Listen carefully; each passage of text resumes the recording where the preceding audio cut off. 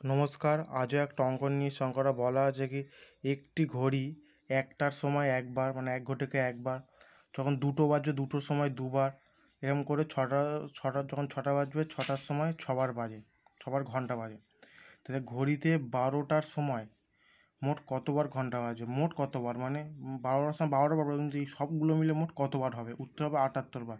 তাহলে একটার সময় একবার, 2টোর সময় দুবার, 3টের সময় 3বার, এরকম করে 6টার সময় 6বার হচ্ছে।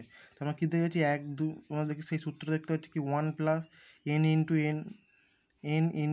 n প্লাস 1/2, মানে একটার সময় একবার, 2, 3, 4 এরকম করে 6বার পর পর যাচ্ছে সমান।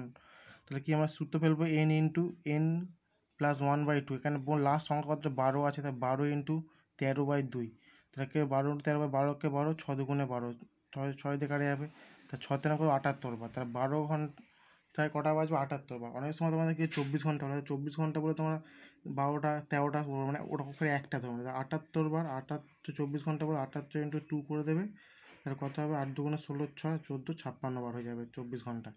আশা করি সব বুঝতে পেরেছো।